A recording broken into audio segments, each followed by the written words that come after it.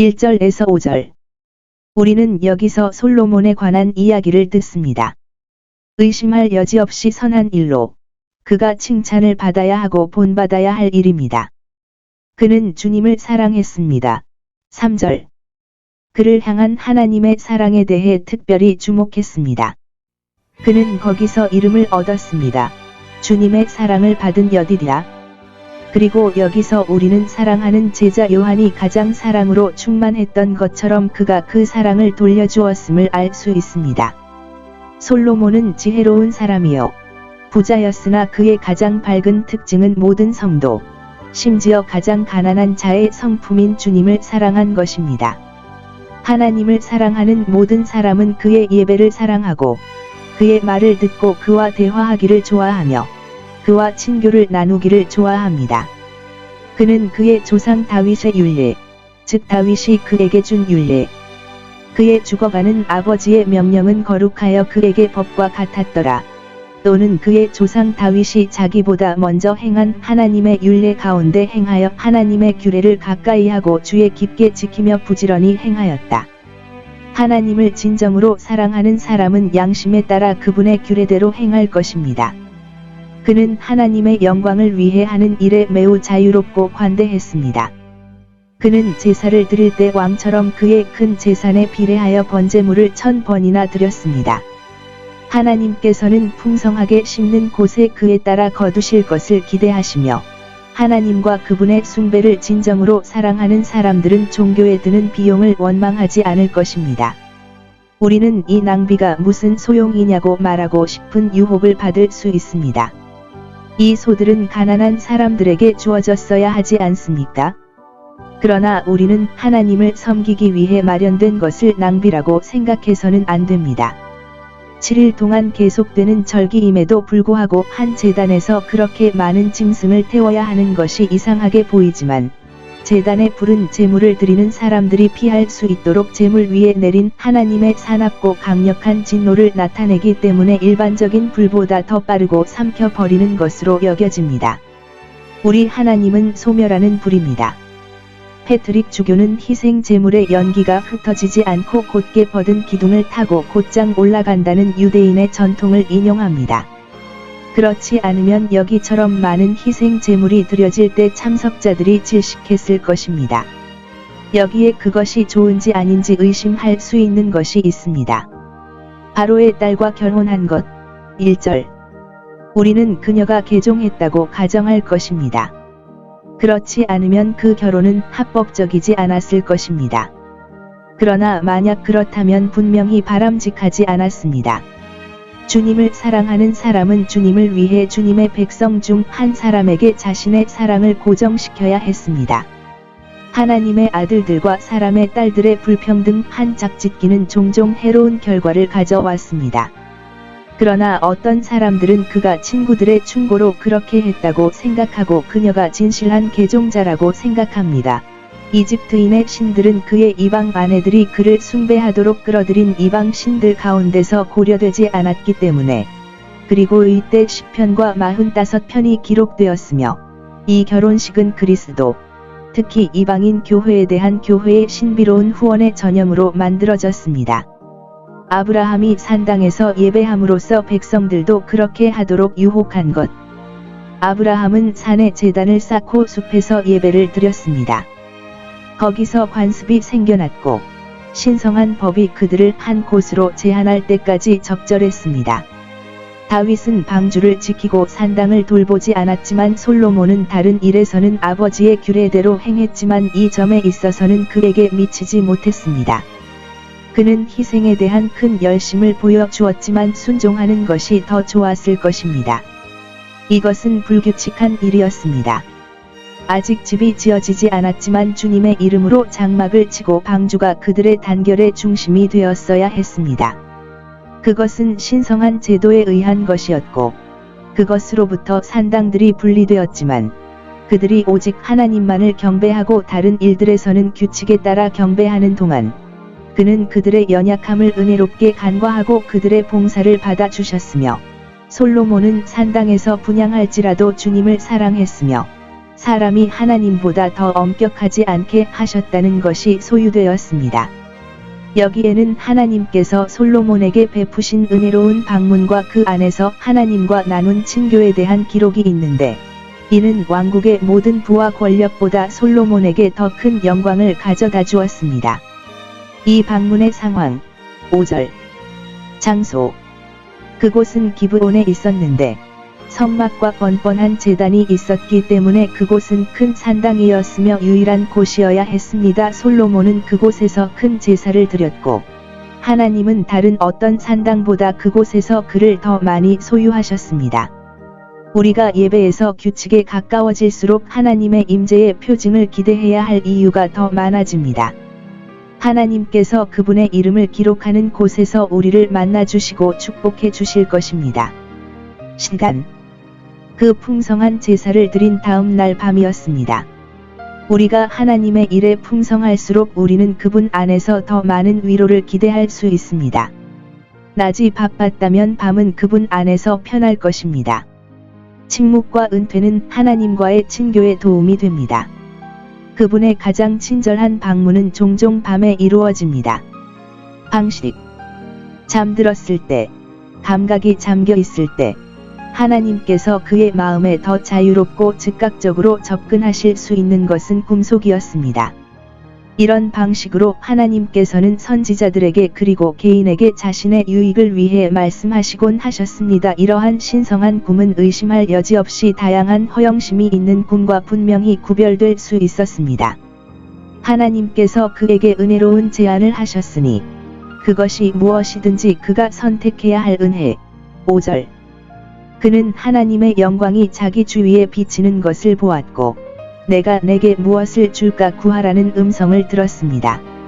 하나님께서 그의 희생에 대해 그에게 빚을 지신 것이 아니라, 그가 그 희생을 받아들인 것을 증거하고, 그가 자신을 원하지 않는다면 그를 위해 얼마나 큰 자비를 준비해 놓으셨는지를 그에게 나타내려고 하셨습니다.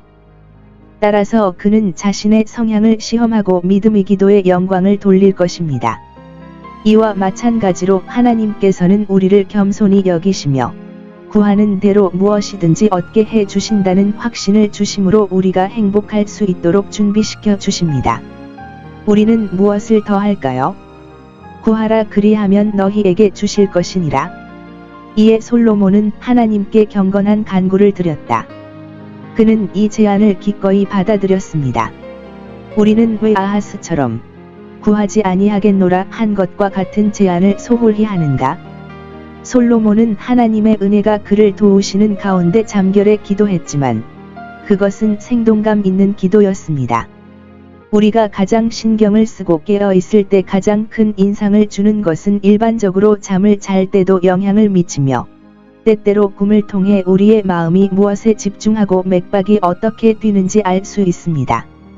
플루타르코스는 고결한 꿈을 미덕의 증가의 증거로 삼았습니다. 그러나 이것은 더 높은 원천에 기인한 것임에 틀림없습니다. 솔로몬이 잠들었을 때, 이성의 힘이 가장 미약할 때 이와 같은 지적인 선택을 했다는 것은 순전히 하나님의 은혜에서 비롯된 것이며, 그 은혜로운 욕망을 그에게 일으켜 주셨음을 보여줍니다. 밤의 계절에 그의 고삐가 그를 이렇게 인도한다면 그는 그에게 조언을 주신 주님을 축복해야 합니다. 6절에서 26절. 이 기도에서 그는 아버지 다윗에게 베푸신 하나님의 크신 선하심을 인정합니다. 그는 아버지의 경건함, 즉 정직한 마음으로 하나님 앞에 행하며 자신의 허물을 가렸던 아버지의 경건에 대해 명예롭게 말합니다. 경건한 부모를 찬양하는 사람들이 그들을 본받기를 바라는 것은 당연한 일입니다. 그러나 그는 아버지에게 베푸신 하느님의 선하심, 생전에 그에게 베푸신 자비, 성실하게 신앙생활을 하게 하시고 그 성실함과 그를 위해 간직해 주신 큰 친절에 보답하여 돌아가신 후 가족에게 아들을 주어 왕좌에 앉게 하신 것에 대해 더 명예롭게 이야기합니다.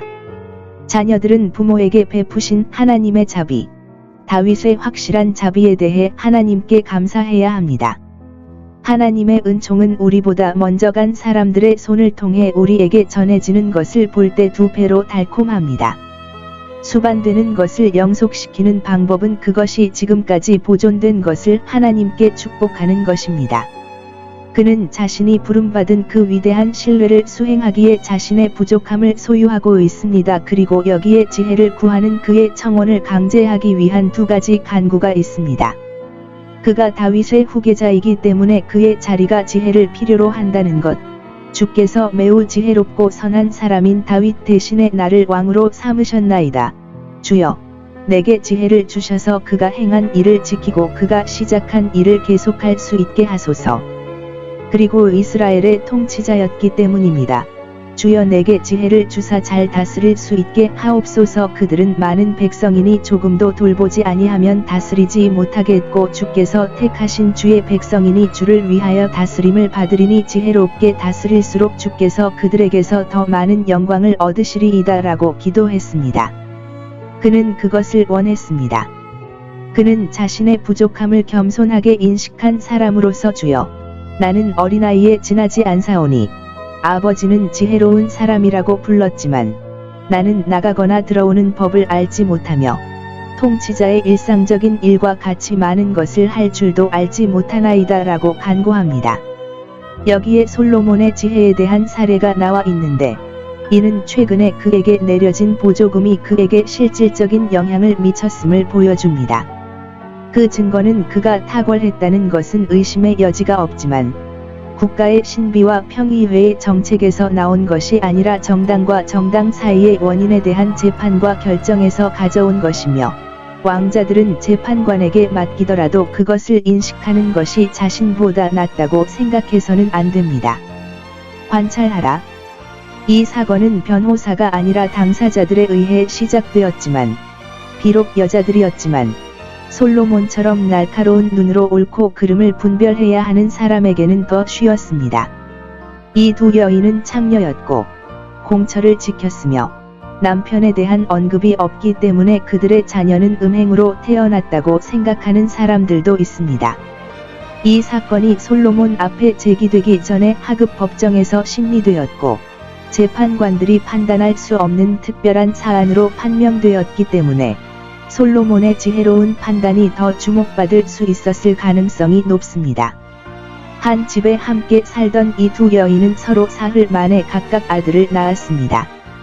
그들은 너무 가난하여 함께 할 하인이나 간호사가 없었고 창녀 때문에 친구나 친척이 없었기 때문에 너무 경멸당했습니다. 그들 중 한 명이 자기 아이를 덮고 밤에 다른 아이와 교환했는데 그 아이는 곧 자기에게 가해진 속임수를 알아차리고 공의에 호소하여 바로잡았습니다.